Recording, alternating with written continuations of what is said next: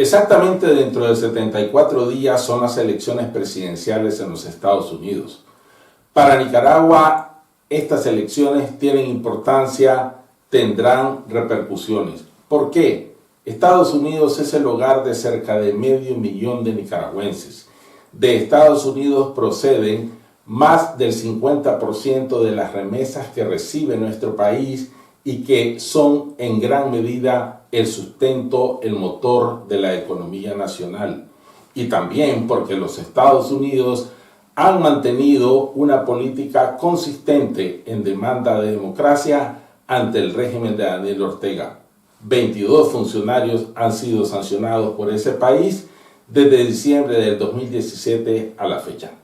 El día de hoy conversamos con Julio Sevilla Herrera, comentarista de CNN y de Platicandito, y con Egda Vélez, ambos nicaragüenses residentes en Estados Unidos, quienes nos dan sus puntos de vista sobre la campaña electoral, lo que podemos esperar y en particular sobre la convención demócrata que terminó ayer.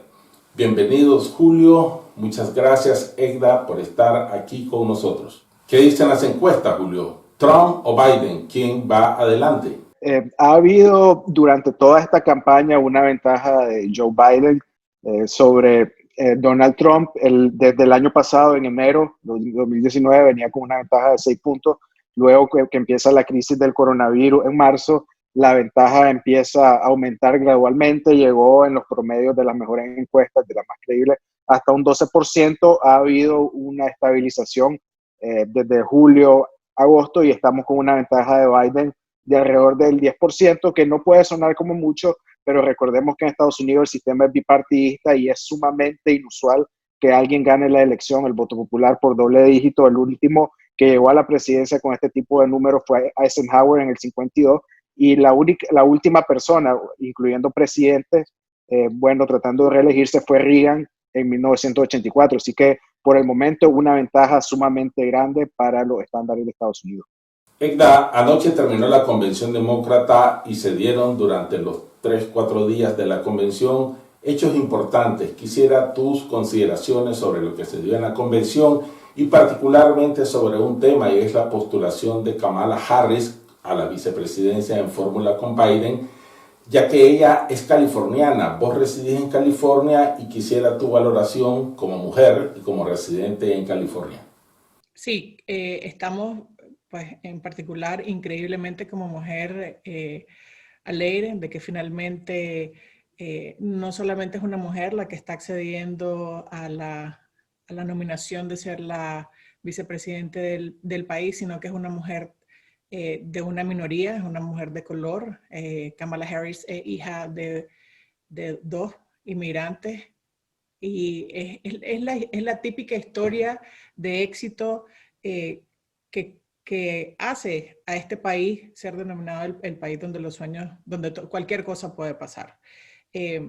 Los papás de ella se conocieron en Berkeley, eran los dos activistas, entonces ella viene de una larga tradición de activismo, de conciencia social.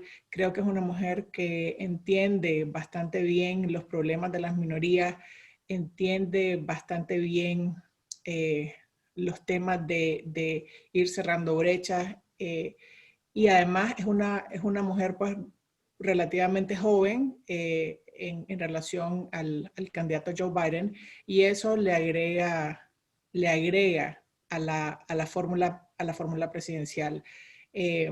Kamala Harris tiene en el estado de California, que es uno de los estados más progresivos del país, un track record que sus críticos dicen que son un poquito inconsistentes por ciertas posiciones que tuvo durante su periodo como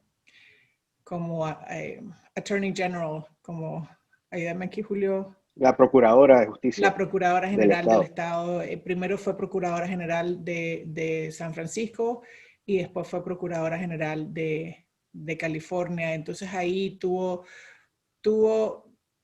yo personalmente pues creo que hizo una buena labor. Tiene programas que tuvieron bastante éxito. El programa Back on Track, que era un programa diseñado para reencauzar a los a las personas que estuvieron cometidas por delitos menores, fue la persona que lideró las cámaras, los body cams para los policías y así poder tener una visión más transparente de lo que realmente estaba sucediendo y así tener una nueva voz en los temas de los abusos o de los malos comportamientos policiales, no solamente para las víctimas, sino también para que la fuerza policial tuviera un nuevo ángulo.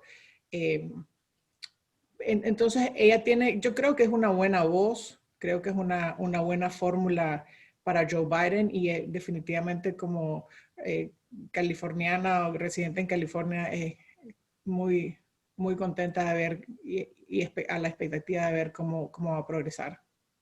En el transcurso de la convención demócrata se dieron hechos realmente interesantes, por ejemplo, que destacadas personalidades republicanas expresaran su voto a John Biden. ¿Qué valoración tiene esto? ¿Estamos ante el hecho que los demócratas van a lograr apoyo importante en las bases republicanas? Julio. Me parece que sí, y ya lo hemos estado viendo, algo que Trump ha ocasionado y es parte de las razones por las que ganó y que, bueno, logró conmocionar la estrategia de ambos partidos y es porque cambió la coalición, la composición del electorado en Estados Unidos. En el pasado, por ejemplo, las personas blancas educadas con título universitario tenían cierta tendencia a los republicanos, igual los suburbanos.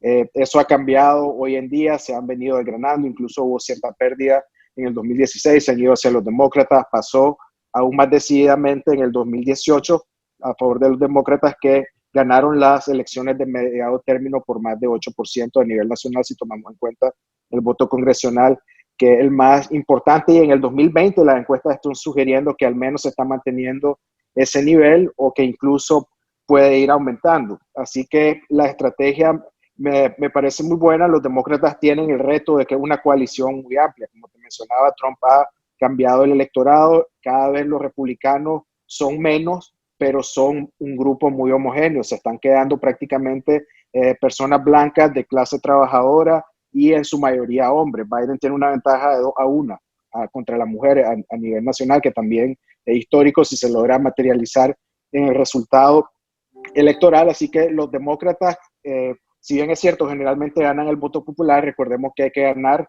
los votos electorales y es ahí donde este tipo de votantes que han sido republicanos tradicionalmente, incluso se está haciendo con algunos blancos de clase trabajadora, se ha recuperado algo de terreno contra ellos. Entonces están con esa estrategia, ¿no? De traer a los republicanos porque esos votos valen doble. Recordemos, pues, una persona que iba con Bernie Sanders en el 2016 y no votó, es un voto menos para los demócratas. Una persona que votó por Trump en el 2016 y ahora vota por Biden, son 2 votos. Entonces, ese es el tipo de votante detrás de al que ir, y también son votantes que generalmente votan. Egda, tus comentarios al respecto. La estrategia de la convención de que las voces republicanas hablen al segmento republicano o al segmento no decidido, de votantes no decididos, creo que ha sido una estrategia bastante efectiva.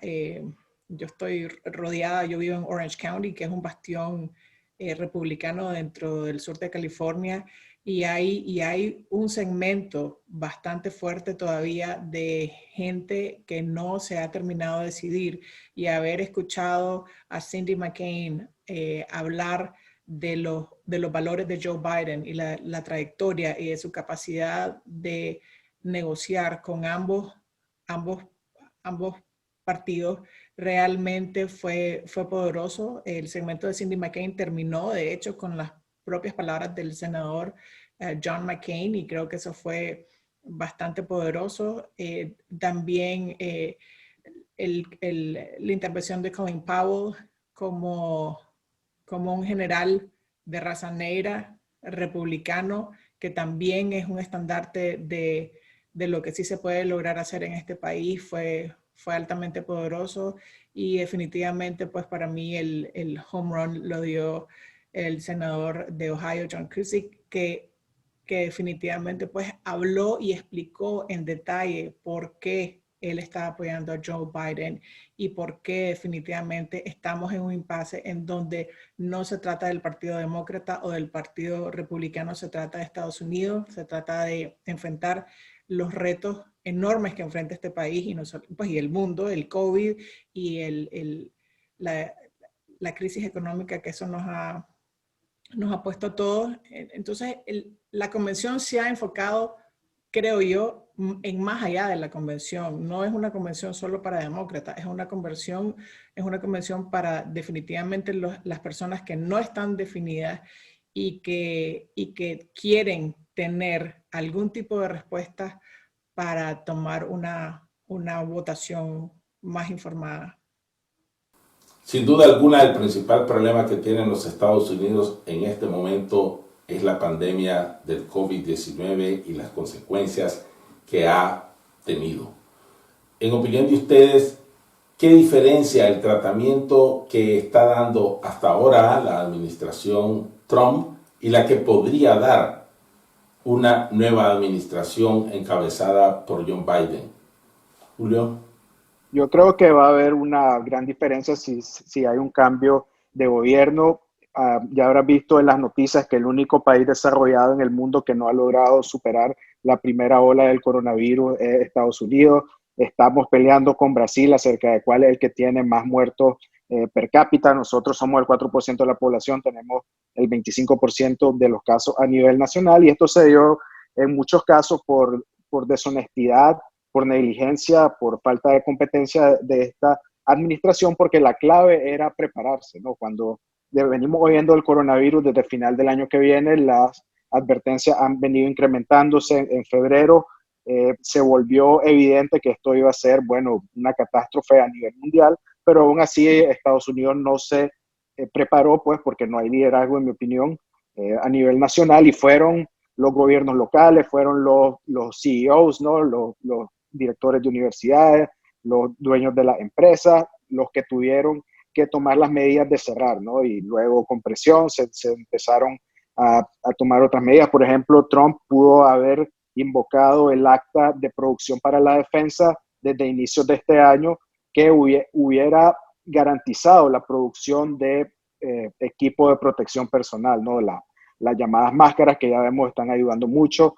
Mucha gente en los hospitales, muchas enfermeras, muchos doctores murieron por falta de este tipo de equipos, así que ahí tenemos un gran número de muertos. Además de eso, las personas no podían andar máscara en la calle porque tenían que ocuparse para los hospitales porque nosotros nos preparamos. Entonces ahí hubo también un gran número de muertos, por eso ya tenemos más de 170,000 muertos, así que uno esperaría que los demócratas manejen esto de mejor manera. Recordemos que otras crisis como el ébola, que bueno, no era tan contagioso como el coronavirus, pero sí, solo hubieron 2 muertos en Estados Unidos. Esto no es decir que eran completamente comparables, pero creo que el liderazgo de Estados Unidos siempre ha tenido un efecto no solo en el país, sino en todo el mundo. Te puedo dar un ejemplo. Obama, una de las cosas que dejó fue un equipo que iba a tratar con este tipo de pandemia, bueno, que era permanente para estar monitoreando a nivel mundial. Incluso en China tenían un equipo de cerca de 70 personas.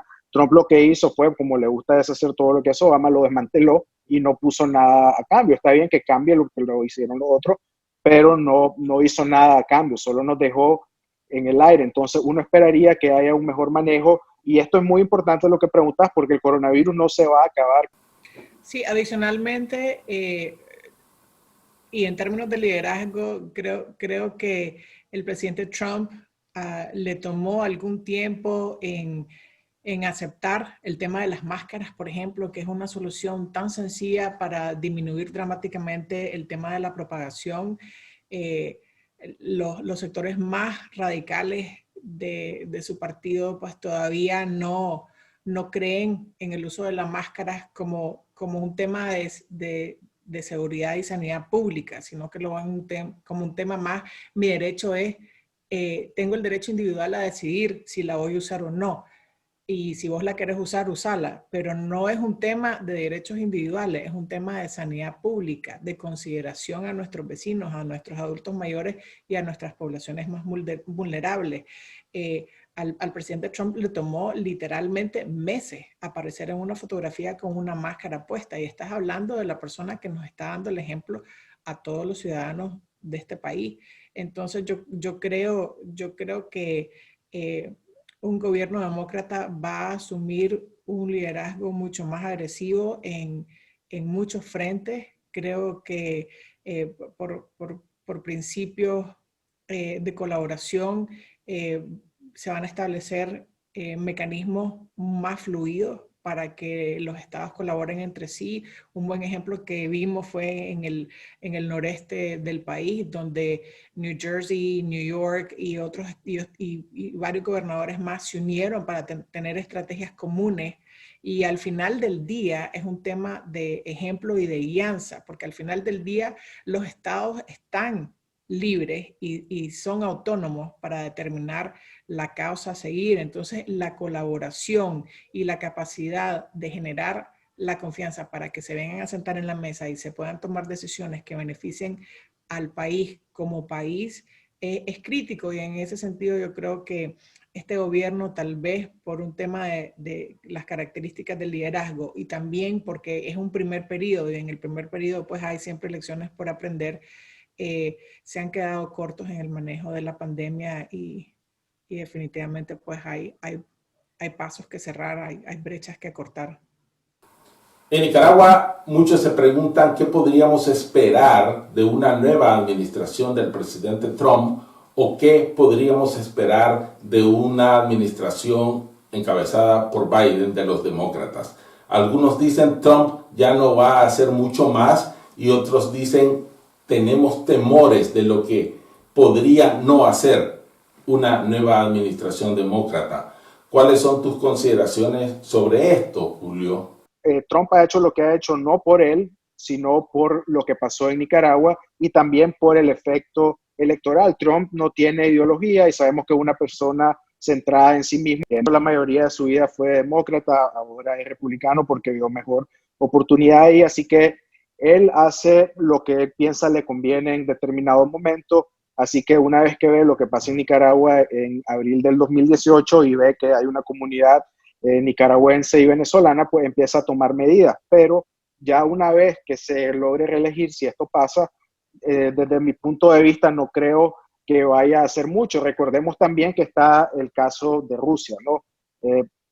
Putin, por alguna u otra razón, tiene mucha influencia sobre Trump. Ayer salió, vale la pena mencionar, un nuevo reporte del Senado dirigido por los republicanos, ¿no? Este comité, viene del comité de inteligencia, y hay gente muy radical del lado de la derecha como Tom Cotton, como Marco Rubio, y ellos hablan claramente que hubo una intromisión de los rusos y que Trump sabía, ¿no? Que hablaba con Stone, con su asesor, acerca de esto. Así que puede pasar, si se logra reelegir, es posible que ya no sea importante Nicaragua para él y que haga cosas en línea con lo que Putin quiere. Ya sabemos que Venezuela y Nicaragua son aliados de Putin, así que si bien es cierto, por el momento no está siguiendo mucho lo que Putin le dice con estos países, ya una vez religiéndose por el tema electoral puede que ya haga más en cosas con lo que Putin quiere. Y recordemos que ya lo quiere meter también al G7, ¿no? Al G7 de las principales economías. Vale la pena mencionar, Rusia no es de las principales economías del mundo en cuanto no está en el top 10, pero aún así lo quiere meter.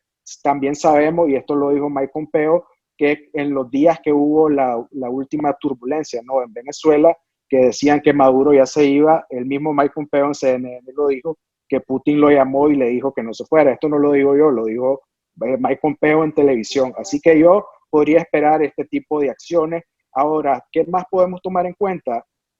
Como mencionaba Héctor, esta ley, la NICA Act, ¿qué es lo que se está aplicando? Las sanciones pasó de manera unánime en el Congreso y en el Senado. Incluso gente como Bernie Sanders, ¿no? o Alexandria Ocasio-Cortez, de más de izquierda, votaron a favor de ella. Y esa es la ley que se está aplicando. En el caso de Biden, sabemos que los demócratas sí están preocupados por los rusos, así que es probable que incluso sean un poco más agresivos con Nicaragua. No voy a decir que van a tomar acciones armadas o cosas demasiado extremas, no esperaría eso, no son los demócratas así, pero no me sorprendería que incluso fueran más severos porque pueden ver a estos gobiernos de Venezuela y Nicaragua aliados de Rusia como una gran amenaza o una amenaza relativa para Estados Unidos. En el caso de Biden en el Senado, él fue el encargado del Comité de Relaciones Exteriores, así que conoce muy bien la situación. Así que yo diría de que hay buenas probabilidades que incluso los demócratas al menos sean más consistentes y que podamos proyectar qué es lo que van a hacer. En el caso de Trump, para mí él es la moneda del aire porque tenemos el caso de Rusia y que él no tiene ideología, en mi opinión. Egda, ¿tu opinión al respecto?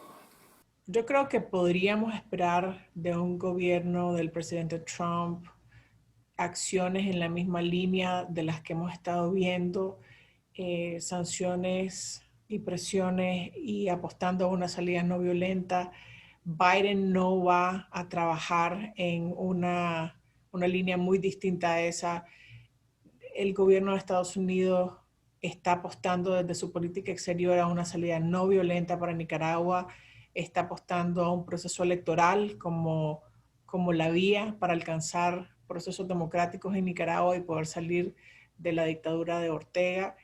En ese sentido, hemos visto como ejemplos de ese compromiso bipartidista el NICA Act que pasó en el 2018 casi de forma unánime por ambos partidos, y en marzo de este año vimos también las sanciones que pasó el Congreso, en donde hicieron una demanda bastante fuerte a revisar las prácticas democráticas en Nicaragua, y este fue un esfuerzo de dos congresistas, uno republicano de la Florida, el representante Rooney, y luego el otro congresista fue Albio Cires, demócrata de New Jersey. Entonces, en ese sentido, yo creo que es importante tener claro de que Nicaragua va a salvar a Nicaragua y que un gobierno de Estados Unidos va a estar buscando y esperando de parte de los nicaragüenses a una oposición más unida, a una oposición más organizada que pueda hacerle frente a Ortega en elecciones, en procesos electorales. No esperaría un cambio sustantivo en ninguno de los dos escenarios.